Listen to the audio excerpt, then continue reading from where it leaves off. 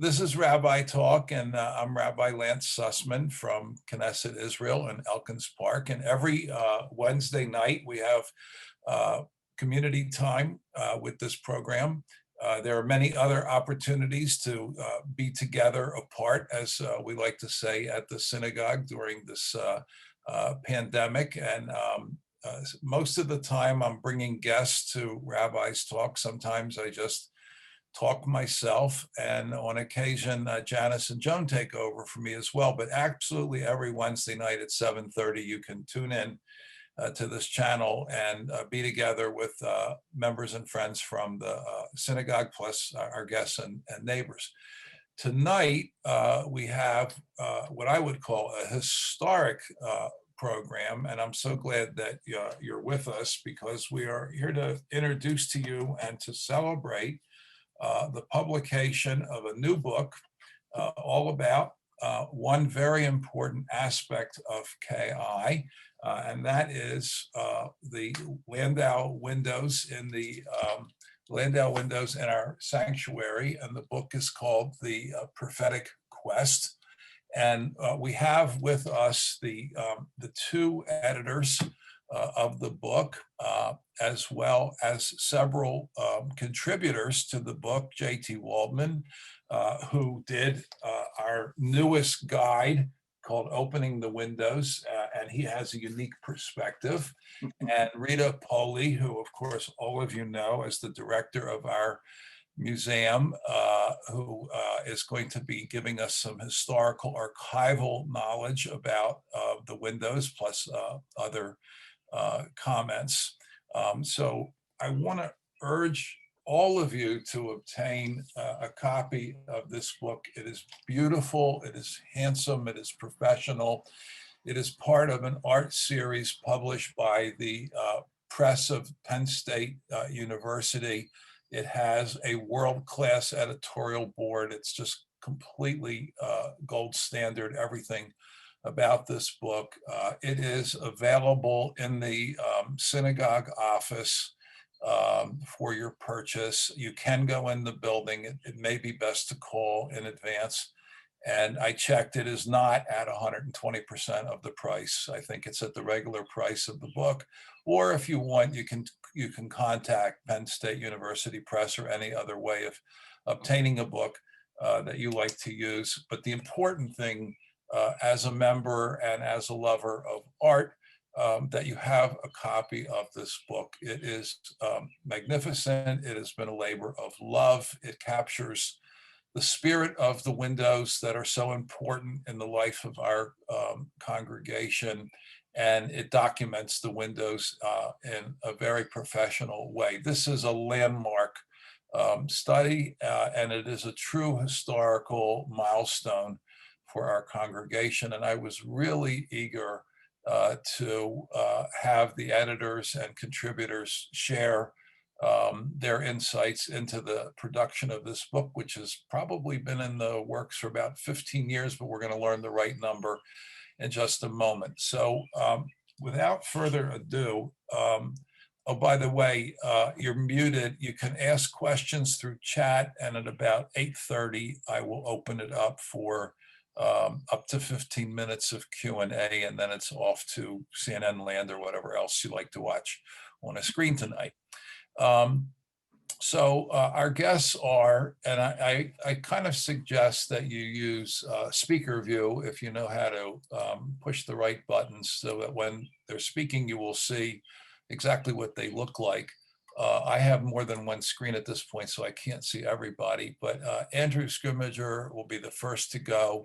He's one of the two editors, along with his good friend David Herstrom, and they will explain exactly who they are and how they connected and all that. Then we're going to hear from J.T. Waldman, who is an artist himself, and his work has appeared at KI, especially this magnificent graphic novel, if I'm not being bad PC, comic book approach to our windows that I use at every Shabbat morning service, I get people to open this up during the Haftarah. I said, you can come to KI and read the comics, and it's good. And people do it, and not just kids. People really do look around, and I absolutely love that. So JT will speak, and then Rita will speak. For just 3 more seconds, my contribution is called Living with the Windows, and it's my pulpit view of the windows. And my most important message is there's more here than just art for art's sake or beauty. It is dynamic, it is educational, and it is morally challenging. So the windows serve a very important religious purpose. It's not just ornamentation. And then I finally, after much wrestling, affirm what I was told 22 years ago when I started the interview process, that there is a beauty in the holiness of the windows, that ultimately they have a sanctifying effect on the experience of being in our sanctuary. But tonight's not about what I have to say about it. It's about the other editors and contributors. So Andrew, would you like to introduce yourself and tell us how you and Mr. Landau became connected and maybe the genesis of this project? Thanks, Lance. Thank you for being with us. Well, it's an honor to be here with Dave and you and Rita and JT and the rest of the congregation. This is a night that we have dreamed about for a long time. And here we are to finally celebrate something that's been a glint in our eyes. And you're right, it's been 15 years. Dave and I are old friends. In fact, he's my oldest friend. We go back to high school days in Sebastopol, California. And he produced in college my first production piece. So we've been doing projects for a long, long time. Dave lives in Roosevelt, New Jersey, where Jacob Landau lived and had his studio for many years. And I had a sabbatical year and lived with Dave and his wife. And that's when I got to know Jacob Landau, who was their neighbor. And once a week, I'd go over to his studio, which was a geodesic dome, and drink Landau cream sherry and listen to Mozart and solve the problems of the world with Jake. But I can remember almost the hour when the idea of the book came to be.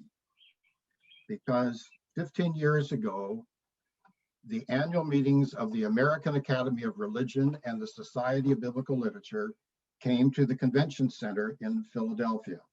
And as part of big conventions, as you well know, the attendees go far afield and see the treasures of the region. So of course they were going to go to the Philadelphia Museum of Art. They were going to go to the Barnes, and they were going to go to Beth Shalom. And when Dave and I saw this, tentative list, we said, oh, wait a minute, there's something missing here. KI isn't on the list. The Jacob Landau windows are not on the list. And so we went to town and contacted the officers of the guild, and they immediately said, well, we didn't know about the windows. Well, of course. So it made the final program, and buses were made available.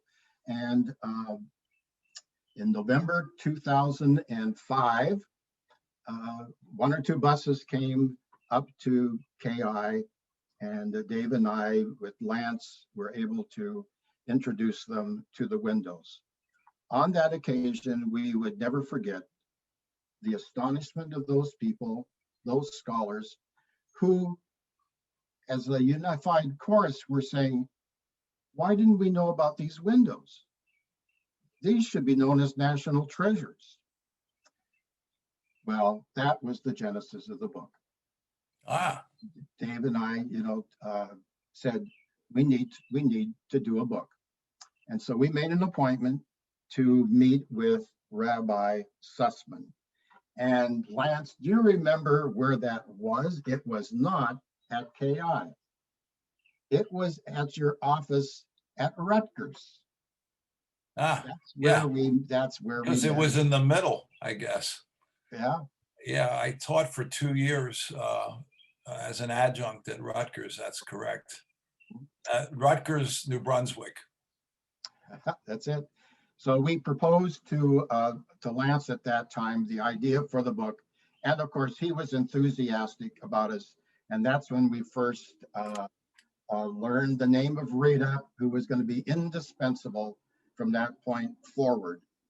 Uh, we knew then that our most important task was to find a leading architectural photographer to do a study of the windows, because the book is all about the windows, and without good graphics, it would just fail and not get the attention that it deserved. And we discovered Tom Crane, who is one of the leading architectural photographers of the country, and he's a Philadelphia boy.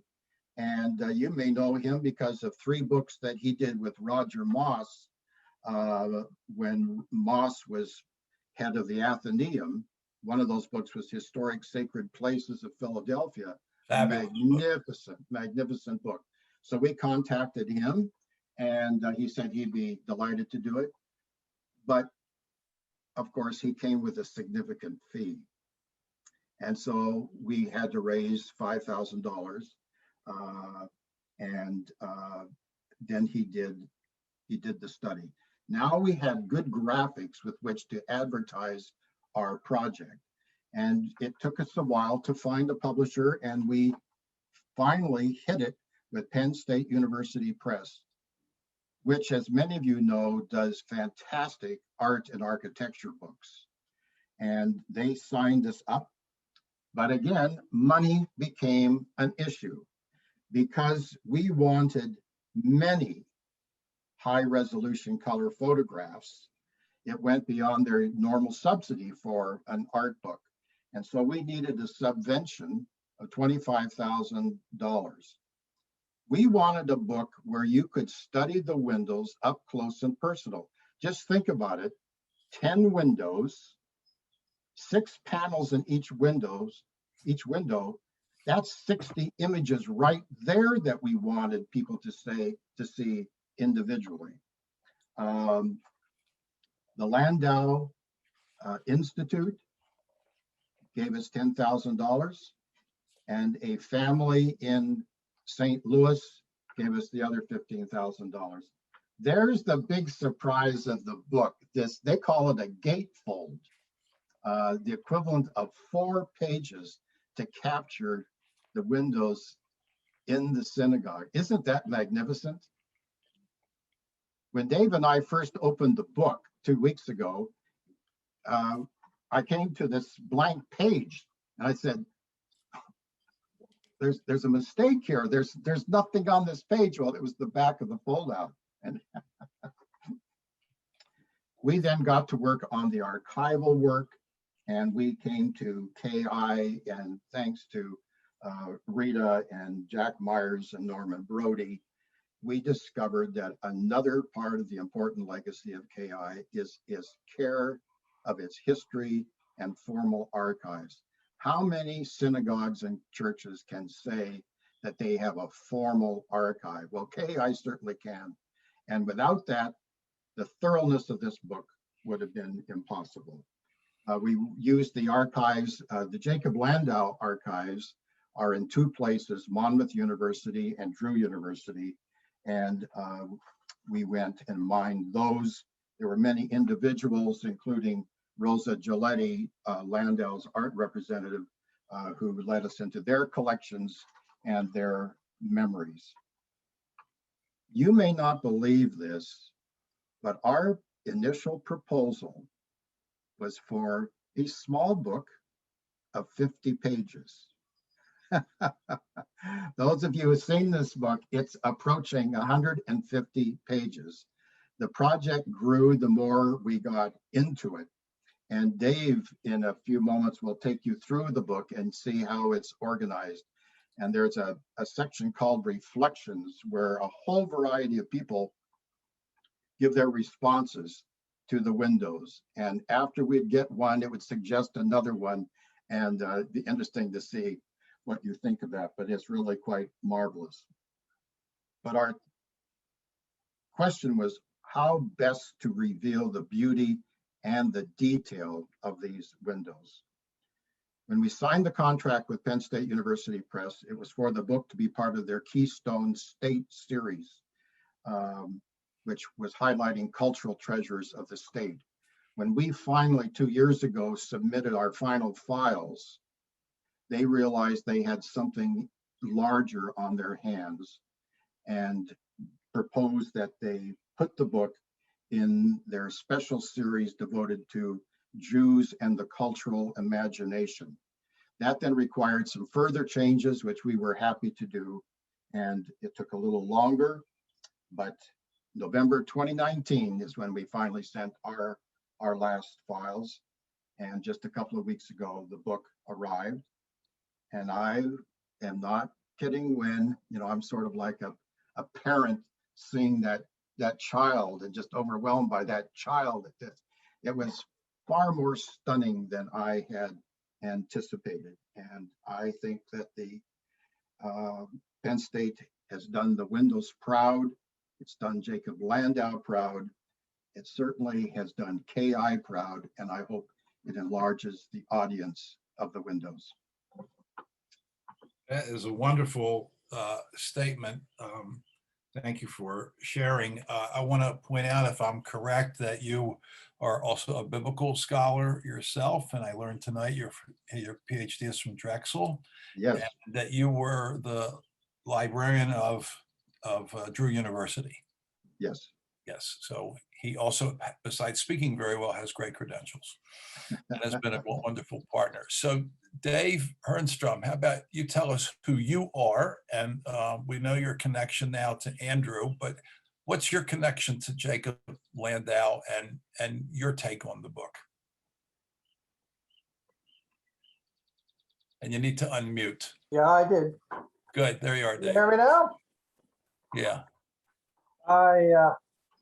Yes, my wife and I had no idea about the art treasures in Roosevelt. We moved here because it was the only thing we could afford at the time in 1974, 75.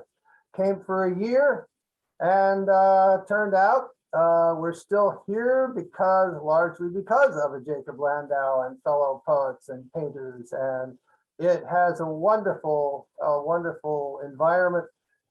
It's a green belt that goes through the whole town, means a lot, but it was just such a joy to meet Jacob, because a friend of mine, I've met another one, and a friend of mine very early on, he said, because he found out that my dissertation in English Lit was on William Blake. And he was a hero of mine. Well, if you know William Blake at all, you know that he did art and poetry, and he combined the two.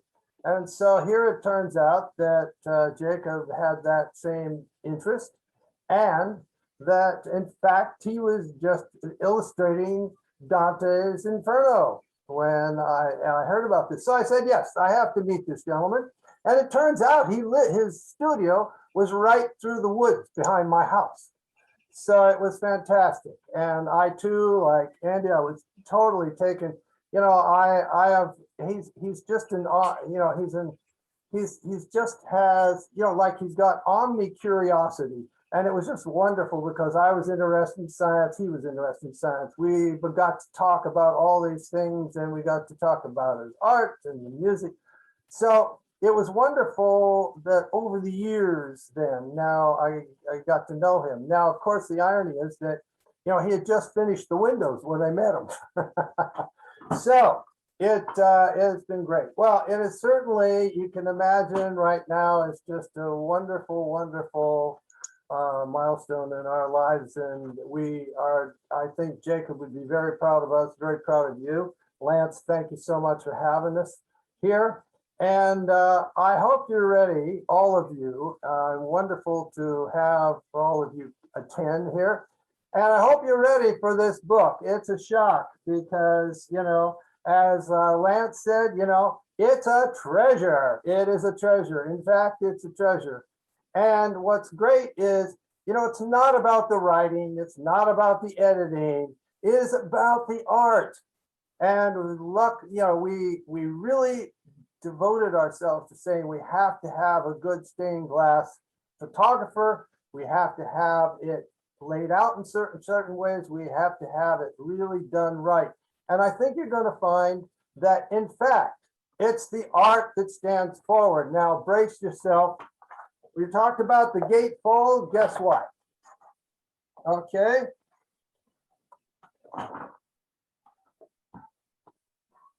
All right.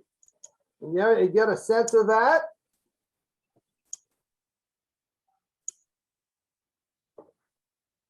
It's a panoramic view. It's a little too close to your screen. Panoramic view. How's that? There we go. Some of us remember actually what the inside of the sanctuary looked like, so that's good. Well, this ought to bring you back. So you can see it's it's just magnificent. And it's so wonderful, as Andy was saying too, to find this. It was a surprise to us. And we find this in the book and realize it's absolutely essential because it's about the work, it's about the windows, and nothing is clearer than to see that there they made it. So that and of course then I'll show you some how the University Press did a wonderful job on highlighting the art, making sure the art's forward. So I'll show you more of that, but just in the meantime, here's the table of contents. Okay. Too close to the. Oh yeah, sorry. You got a sense. How's that? Can you see it at all? But I will tell you. Okay. But it's okay. That it's divided in, there are essays, and then there's on the windows themselves, and there's reflections as well as others. And it's wonderful that we have such a variety of perspectives. You've got Lance, as he's mentioned, it's in situ. He puts it in a context, and we realized how important that context is. And talking about, Abraham up front, and the fact that Jacob did not start with Abraham, with Moses, and this, he started with Abraham. So, there's that sense of a context there. And then we go into the essays, and Andrew has written this magnificent biography, which I think you'll all enjoy. It's just the best biographical essay on Landau yet, oriented to the windows. And I'm going to read you, it's very short, first paragraph. It's called Prophet with a Brush, the life of Jacob Landau. Few artists can claim to have won a national art competition and captured the attention of the press while still in their teens. Jacob Landau can make that boast, and his victory included an unusual bonus. A one-person show that toured the country with stops in San Francisco, Chicago, Boston, and New York. Well, imagine, here's this 17-year-old, and that's establishes very early on. And then he went on to he made a living for a long, long while as an illustrator to many, many books. He actually did comics. We talk about the comic book, and it's very clear. You see these windows that, yes, there's the influence, and JT can tell us a lot more about that. But it's very clear that there's that influence, and he did work. He worked for Marvel on some things. So you have that sense of it. And then I go back to the structure. We have the essays, of course, first. But what's really and then we have the commentary on the windows. And we have then the voices that come in from different perspectives on giving an angle to those windows, including JT. The essays include an essay by Rita, which the archives and her labor in this and helping us was absolutely essential to this book being produced. So I want to show you, before I go on, but it's organized, the windows themselves after some of the essays, we get the windows, okay. the commentary. And the windows, of course, it goes wave to wave. The wave on the left side, all right, where of course it starts with Abraham, and you know it very well, okay, although you haven't been in there for a while, I am sure. And then it goes to the wave on the right-hand side.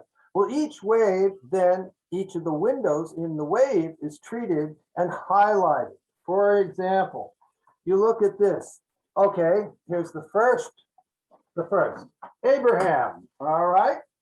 And you'll see that for Abraham, what we did is we identified the words and the figures and the objects, okay? But notice you have the whole window shown, and it's in glorious color, and it's wonderful reproduction, okay? And of course, you'll also see some of his drawings. So you see some of where he came from, you know, how he developed in, you know, how he made this, the art, the cartoons for the window, okay? Then, okay, we have the whole window, all 6 panels. Look at that, folks.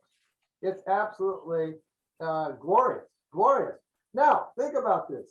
For both waves, okay, and for each individual window, you have this in the book. So you're going to revel in it, I guarantee you.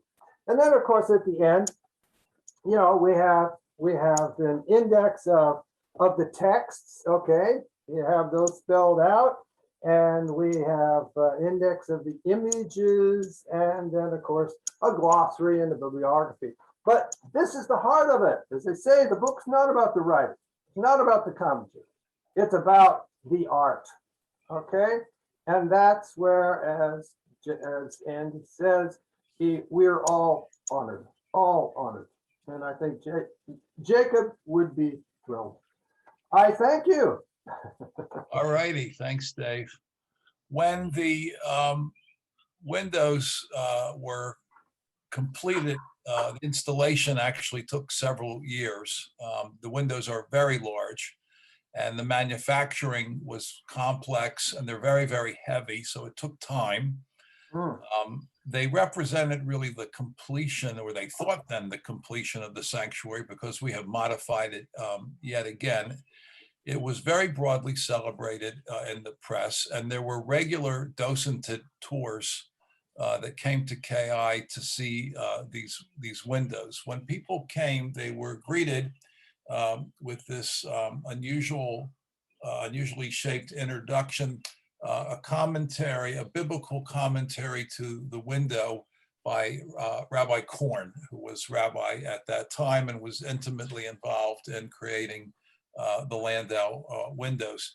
We still have many, many copies of Rabbi Korn's introduction to the windows. So if you would like at any time to come by the synagogue and pick up 20 or 30 of them and then distribute them as Hanukkah gifts, you're most welcome. They're here in great supply. Rita, a few years back, came up with the idea, it's actually more than 6 years ago at this point, that we needed to reintroduce the windows, and that she had the perfect person to do it, a local artist who had appeared at KI previously because of his work on Megillat Esther and the Purim story. And his name is J.T. Waldman, who's also a contributor to this book. And I'm not going to be a spoiler. I'm going to let J.T.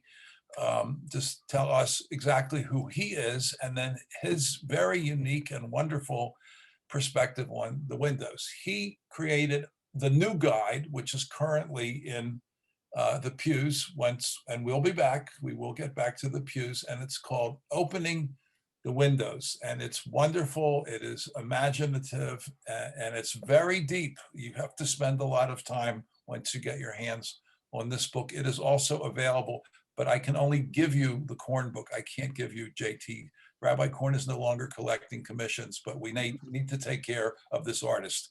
Okay, so JT, it's your turn. If you would please tell us about you and your insights into our windows. Well, thank you so much for that introduction. Can everyone hear me okay? Is the volume all right? Yeah, you're great. Very good voice. So First of all, welcome and thank you for having me. It's wonderful to be back with the KI community. I work as a high school and a middle school teacher in computer science. So I've been teaching and living in this world of grids and whatnot for a long time now. And it's nice to just see communities kind of come together. Even just this past Pesach, I had my first Zoom Seder, and it was sad but wonderful. And tonight, kind of, it feels weird to be doing this away from the windows. And I feel like one of the things that I learned from my experience working with the KI community, understanding its history, and wrestling with Jacob and his art and his messaging is that, you know, he had this vision of the artist as the prophet, right? And he was here to school us on what we needed to do to bring about this better world.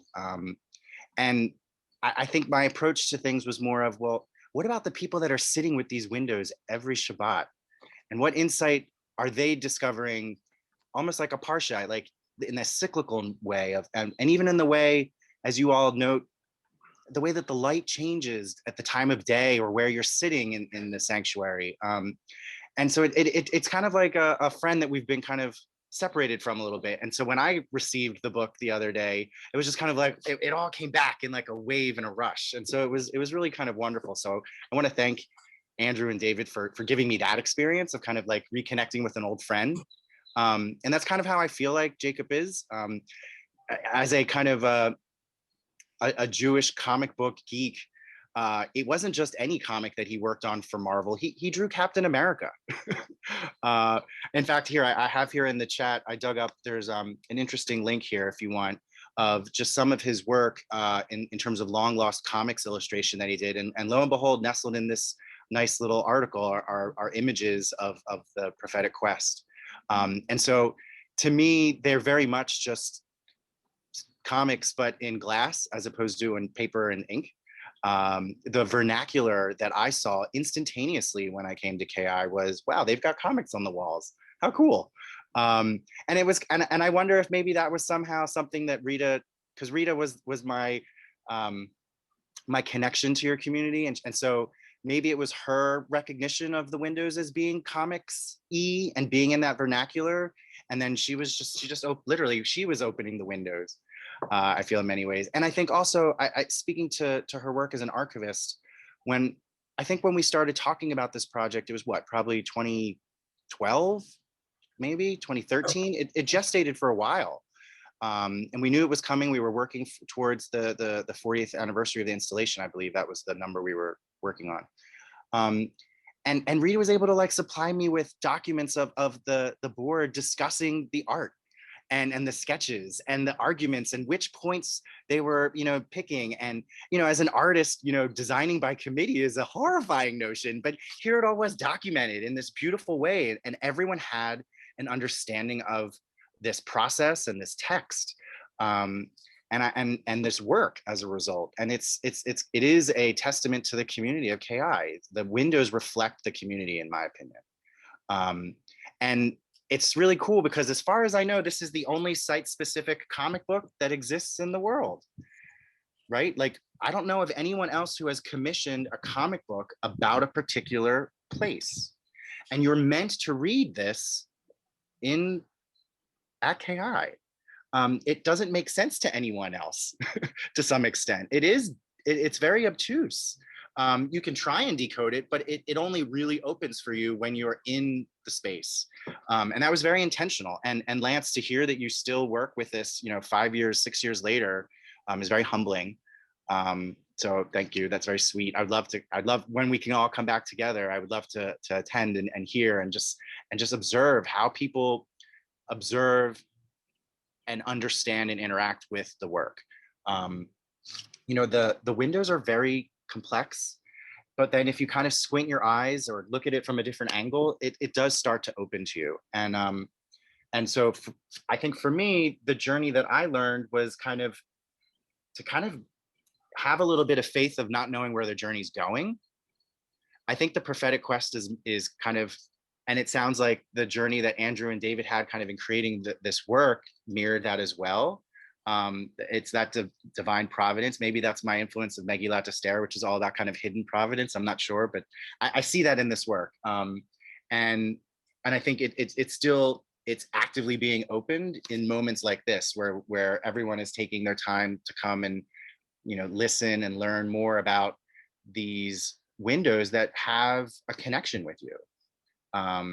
And the idea of playing with light and lines is a really, that's a metaphysics that is kind of like alchemy, and that is maybe the artist is the prophet a little bit, I think. And that's something that I've always admired about the work. To be able to translate your lines into physical space is really astounding. I imagine it's kind of like a musician playing in a concert hall and people really receiving your work. So it's an amazing thing that you have under your nose. And I think now in these moments when we can't really absorb it, it's when I know I appreciate things a lot more right now in this time. So for now, this is kind of my stand-in, a little bit of a placebo, and I look forward to the moments when we can kind of all come back together and enjoy a new site-specific book in that same space. So Yasher Koach to everyone involved, and to the community for continuing to kind of support and champion and house this amazing work. JT, thank you. And before I call on Rita, if I may be permitted, kind of chair's privilege, in creating your book here, opening the windows, as I recall the process, you took a really deep dive into each window, and that we had a number of conversations, but those were not the only conversations. Can you recall for us your homework period? Oh yeah, I mean, you really went at it. The book that's in everyone's hands is like the second round. I had a whole other kind of initial vision of the book that was in my mind's kind of more challenging than the windows, and it wasn't serving the purpose of what was intended, which was to decode and decipher and open the windows.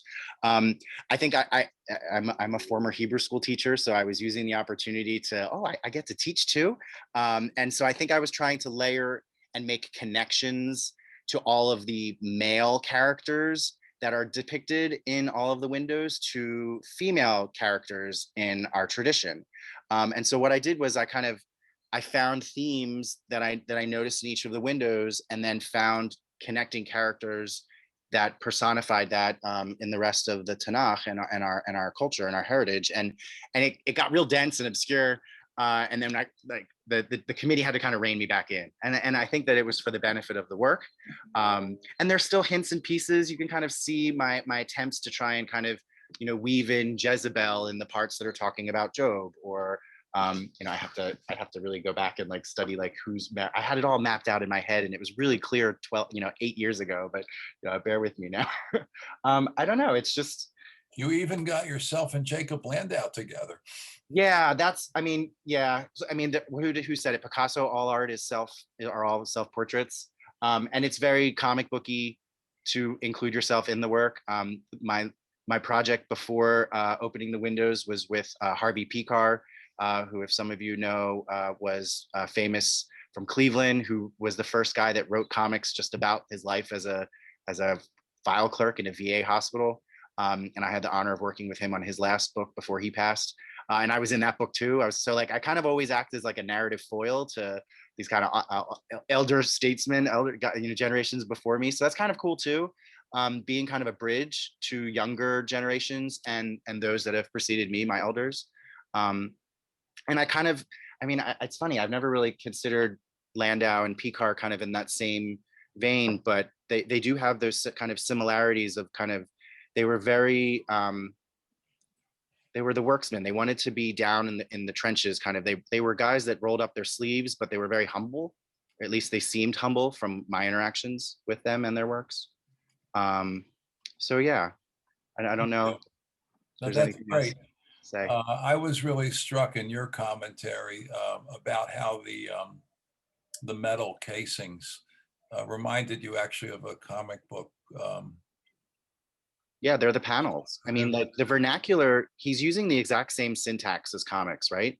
There are panels, there are word balloons, uh, the use of heads and hands as visual cues. I think he just had a wider color palette than the comics of that time that were limited to the print style of the 60s. He had full range.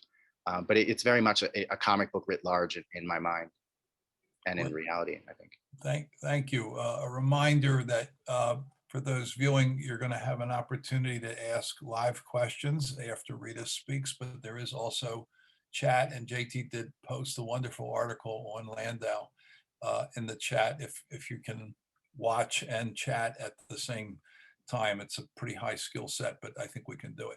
So Rita, of course, we all know and love as our museum director and principal curator, although she graciously shares curating exhibitions, as I believe the current one is, we have a guest curator, which is very good, and everybody needs to come in and make an appointment. It's the best way to see it. And she has contributed an essay to this, and her grandson also made comments. I don't know if you want to include Lev's work, but you also have a unique perspective and a very scholarly perspective on the windows in Jacob Landau, and the Zoom is yours. Thank you so much, Rabbi. And thank you, everybody. Before I do talk about our archives, I do have to share my own accolades for this book, because it is really a home run. And just two things that I love about it in particular, in addition to the fact that it is so thorough and covers every aspect that you could think of the windows, it does it in a way that is very smart, because every written essay is brief. You don't have to sit down and plow through pages and pages and pages and pages of text. Everybody was disciplined, and every contributor said what he or she had to say with an economy of words. So you can pick it up and read 2 pages and you've learned something. And then you come back and read 2 more pages and you've learned again.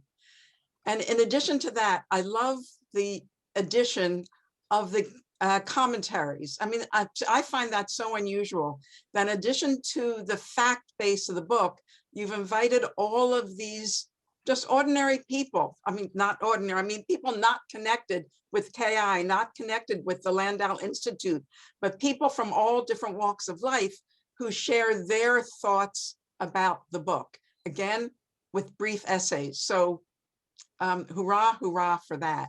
It's a real gift to all of us and a real, just wonderful success. Now, backing up, when I came to work at KI in 1999, I found a museum that was wonderfully up and running. And I had to acquaint myself with the collections, with the organization of the museum, and with just everything that was like there in these spaces. And I found file cabinets and boxes and paper file cabinets and more boxes. And they all related to Jacob Landau, and nothing was organized. So as JT said, that we were able to give him like the minutes of the meetings when our congregants were fighting over how the window should proceed. In addition to that, I mean, they were passionate. They were passionate about those windows. They didn't just happen. These windows didn't just happen. These windows grew out of a passion of our congregants at that time. And that passion was passed down to this passion about collecting every piece of paper and photograph and document that arose out of that project. And for years and years and years, I dreamed about somehow organizing it so we could use it, so that scholars like Andrew and David and JT could use it. So along came Norman Brody, one of our wonderful volunteers who shared that passion. And Norman spent years and years trying to make sense out of these voluminous archives. Now, I have to stop for a second, because in addition to our archives in the museum, the KI Archives had its own collection of Landau materials. So that was one. We had to organize our own. And then we had to organize the archives about Landau that were in the KI archives. And then we had to get them to all work together. So Norman went as far as he could go. And then he retired and moved away. And gratefully, Hannah Kaufman, who is with us tonight, came in and used her considerable skills from her own work with computers and with organizing and with data. And she really put us on the map by really organizing the archives and making it possible for them to really be accessed in a reasonable way by scholars. And one of the things that Hannah did was categorize everything that we had, which that list, that category list of every subject in the Landau archives is now on our webpage. So other scholars can contact us and say, hey, meeting minutes or scrapbook or photographs or Willett Studio or whatever. What do you have? So it's all there. It's a work of love over many years of many people. And I'm just so proud that we have the Opening the Windows brochure, our wonderful comic book, and now we have the Prophetic Quest book, and onward and onward to more wonderful things. And thank you all. Thank you, Rita. I remember you sharing some passages with me from the minutes, and my favorite was the debate about the very top of the Amos or Amos window, because there's a big lion roaring there. And, you know, the metaphor in the prophetic book is roaring for justice. But the board had a different take on that. They were afraid that the lion was too big and too ferocious, and that children would be afraid to come into the sanctuary. So they asked Landau to tone it down a little bit. And there's also the one they didn't like, the snake in the Abraham windows because it has fangs. They wanted the fangs removed. They wanted the faces to be more smiley. Oh, I don't think they like the boobies either. I remember them not right. liking the boobies. Right, it goes on and on. Yeah, Yeah. actually, every time they compelled, I think they compelled Landau to pull back on the graphic quality of his art. He did add nudity to the windows, and that's what Rita's grandson's essay is on. I didn't realize the kids were actually aware of that. These windows are not prudish at all, and one can sit quite happily for the 90 minutes of services just by observing the human body. And at KI, we are quite unique in that. We're quite unique in that regard. In all its glory, male and female. Yes. Before we move to your questions, I just wanted to double back to either Andy or Dave, if there was something you were just bursting to share based on what you heard from Rita or JT, as you were the editors and worked the longest on this project. Anything before we go to the gallery and see what is there? A thought that I'd like to share, Lance, if I may, is an awkwardness that I faced when I got my copy in the mail. I shared it with great delight with my family, and then I wanted to send the book to the Nydorf family in St. Louis, who had been our major benefactors. The problem for me, however, in my joy, was the fact that the day before I'd gotten a call from them saying that a few days prior, their daughter in mid-30s had died unexpectedly of a heart attack. What was I going to do? I wanted to share the book, my delight, the fruition of their generosity, but here they're in just deep agony over the loss of their daughter. Over the next couple of days, it finally came to me that the artist and the prophets are not for one season, but for all seasons of our lives and culture. And I was reminded then of the Jeremiah window. What are the texts? What is the image that comes to mind in the Jeremiah window? Rachel weeping for her children. She refuses to be comforted.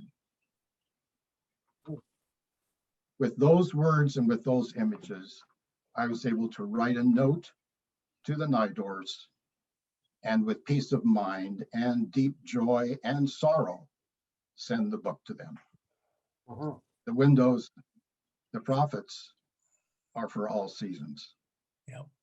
And a synagogue is a cradle to grave experience. So you were exactly right, digging into the text that Landau had picked out, because synagogue life is a full life experience.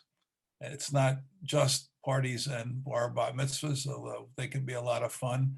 There are other points in the lifeline, and this permanent installation really speaks to the whole spectrum. So I thank you for sharing that personal note. Now, in the chat, the first question that came was from Joan Shrager, who herself is an artist and has an artistic connection to the windows. So Joan, if you're unmuted, do you want to share your story with everyone to get it started? And then I know we have others, we have some artists and others who will want to speak up too. Well, first, again, kudos to Rita. When we celebrated the windows, Rita invited the KI artists to do artwork that would relate to the Landau windows. And what I put behind me here is something that I had done. If you see her face, I integrated Miriam Shapiro and her artwork and her images into the actual windows in the work that I exhibited at the KI TJ Museum. And I called it Miriam Was a Prophet, because it was my reaction to the fact that the only women that seem to be celebrated in the Landau windows are bare-breasted, maybe harlots or whatever you would call them, as compared to more, I don't know, productive women. So that was a beautiful exhibition that Rita had us all do. Yeah, but it was beautiful because of the work that all the artists from our collaborative did. It was really, Yes. it was Remarkable. really just exceptional. Rita, do you want to tell us about what your sister created? Yes, so my sister was inspired by the stained glass window in the outer lobby. That was one of the windows that was moved from the KI Broad Columbia campus. And it's the window of Ruth and Naomi from the beautiful biblical story of Ruth and Naomi. My sister's name was Bernice, but her middle name was Ruth. And little did I know that she was always inspired by the story of Ruth. So my sister decided that she was going to make a painting of Ruth and Naomi that was the size of an actual window, means 25 feet long. She wanted to make her own Landau window in canvas and paint, which meant she had to find a place in her house to roll this out. So I did think that before allowing her to do this, I would make sure that we had a place to exhibit it. So I had the men, our wonderful maintenance men who have put up with me over the years and done so many crazy things.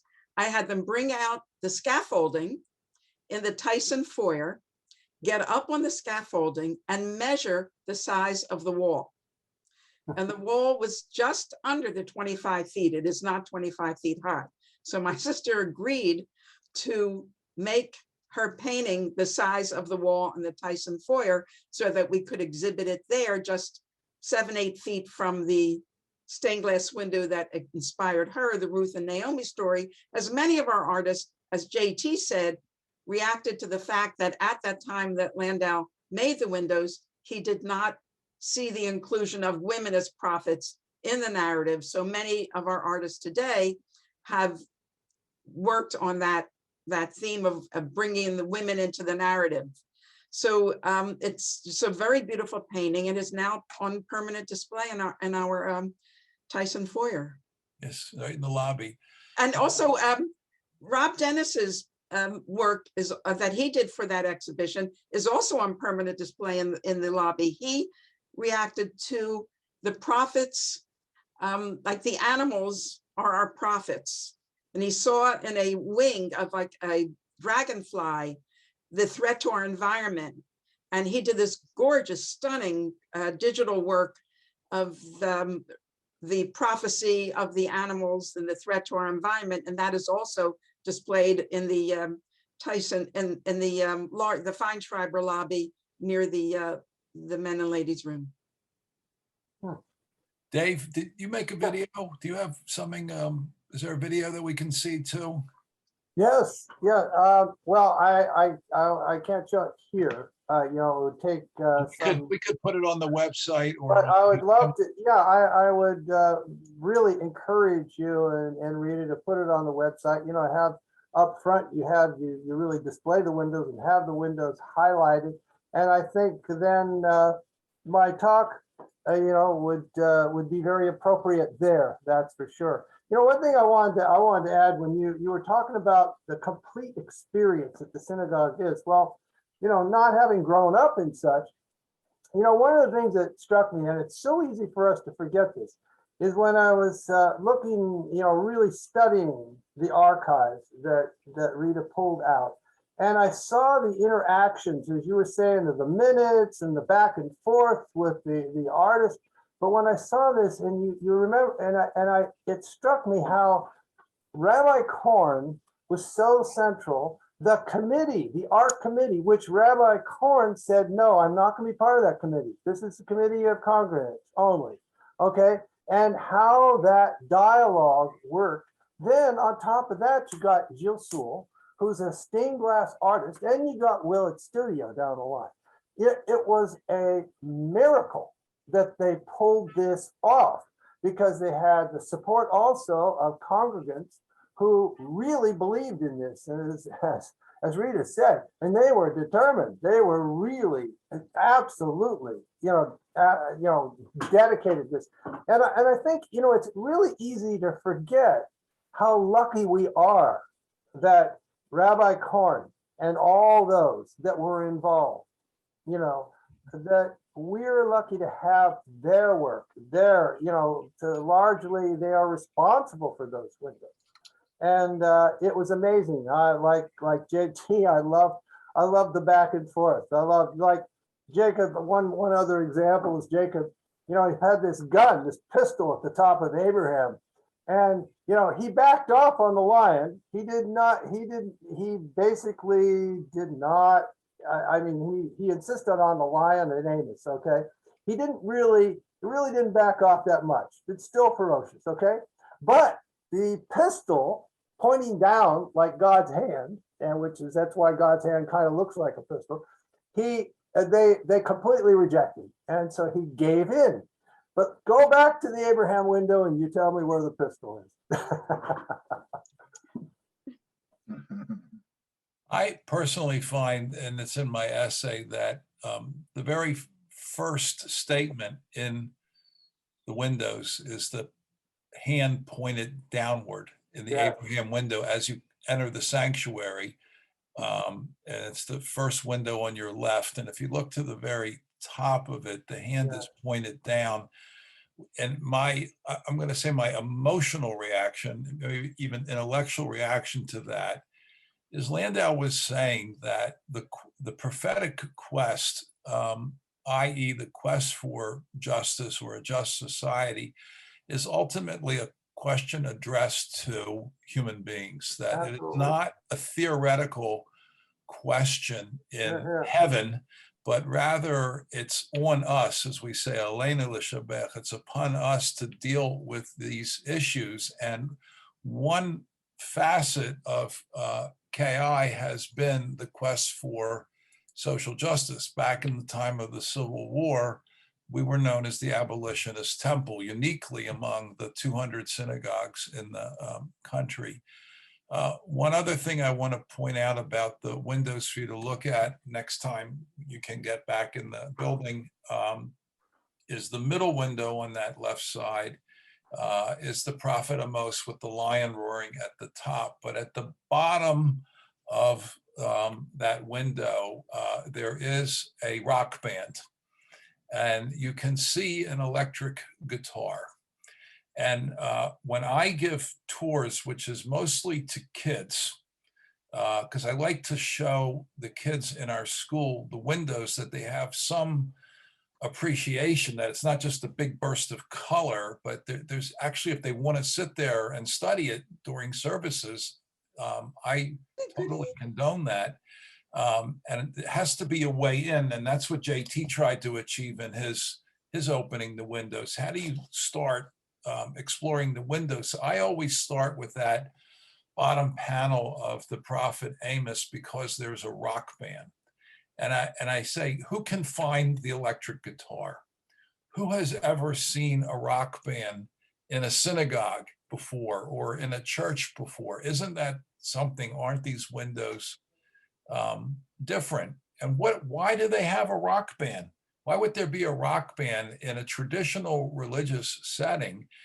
And the prophet himself provided the answer, that the noise of our time drowns out important messages. And the windows are an artistic visual attempt to tell us, to challenge us, not tell us, really challenge us with very important questions and messages. Interesting for me personally, the years I taught at Binghamton University, one of my favorite colleagues was a historian of ancient Egypt, but his master's degree was on everyday life in ancient Rome. And his master's thesis at the Oriental Institute at the University of Chicago was specifically on graffiti in ancient Rome. So you're spot on, I think, in making that identification. Thank you. And look, graffiti artists play a role, whatever your thought is about it today, but they also are defining our own times today. Some of them are amazing, and some, I guess, are vandalism, but they're everywhere. They're important statements. They're mostly urban, but they're around. And some actually have been embraced by schools of art and have recognized that there's talent there. So that's wonderful. Thank you. I want to also say that in the book, there are little essays by some very important people, happen to be friends of mine. One is Judy Schechter, who's one of the greatest stained glass artists, in my view, in the world. And the other is Lynn Solomon, who was a KI member and was very close to Landau and often went to his studio. Right. So it's part of that book, and it's wonderful. About the Willett Studio, they were bought, they merged with the Hauser, which is a much larger studio out in the Midwest. So it's now Willett Hauser, or at least it was. I think now it's just Hauser. But it was absorbed into another studio. Thank you for answering that. So there is no place like that anymore in this area. There's no. There are smaller studios. There are stained glass. There's some very fine stained glass work being done in this area, but not, I would think, on the national level, the way that Willett did. And they did the windows of the Cadet Chapel at West Point every year. Was the longest stained glass commission ever in the United States, an annual commission. But there is fine stained glass work being done in Philadelphia, very fine. The Bayer Studios does most of the work now. If something happened to the KI stained glass windows, Bayer would be. There are others too. There are others. There are a number of them.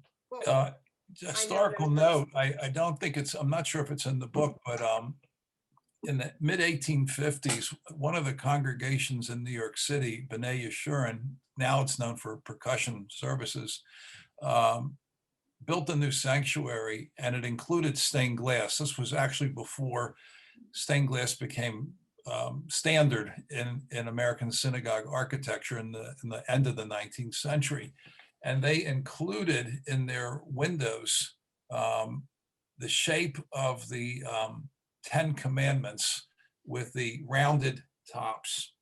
And according to Jenna Joslet, who writes on these cultural topics in American Jewish life, approximately 50% of the congregation quit in protest that the 10 Commandments thus depicted was not a Jewish symbol, and left in anger and protest that there was, quote, a Goyish element now in their sanctuary. So it really says something about KI taking on a contemporary artist who really pushes the envelope, in my opinion, given the mores, not so much of the times, but of synagogue life and a kind of a natural tendency toward a little more conservative social view of culture, to not just allow these windows, but to kind of, as someone said, passionately make sure that we had this artistic statement and challenge in our midst. And they are very much defining. Yeah, Let me just, by closing, and ask if our president has any special announcements for not just members, but anybody who wants to participate at KI. Absolutely. And I do remember that we had a scavenger hunt once, and on the list was an electric guitar, and I had to go find it in the main sanctuary, and now I can't keep my eyes off of it. So We are. I think you send the kids on that. Well, everybody, of course, Shabbat is the first thing on my agenda. I want to invite everyone to Shabbat services on Friday evening, April 30th at 6 o'clock. And we're going to begin the celebration of the bat mitzvah weekend of Aria Elise Levy, who is the daughter of our cantor, Amy Levy, and Ross M. Levy. And if you call KI, and if you remember, between 4 and 5 o'clock on Friday, you can pick up a challah. The Levy family is giving out challah to help you celebrate Shabbat. And of course, after services, you wait an hour or two at 8 o'clock. Our Zoneg on Friday evening is going to feature Rabbi Sussman. He's going to be joined by Rita Poley, and they're going to be talking about our new art of the KI lobby. And I think we're going to be joined by the artists Bonnie Kane, Robin Miller, and Ricky Lent. Right. So that's, all of these, if you just go to our website and go to Zoom, all the links are there, whether you're a KI member or not, you're more than welcome to join all of these programs. So. Yes, we have some truly beautiful, breathtaking additions in our lobby art and in the chapel. And this is a chance to learn the background. So Andrew and David and JT and Rita, thank you for a tremendous program tonight. Mazel tov on the book. I think it belongs in every KI member home. Get it, look at it, love it, and be challenged by it, because this is part of the enduring prophetic quest of our congregation. Erev Tov, everybody. Have a good evening. Thank you. Thank you very much.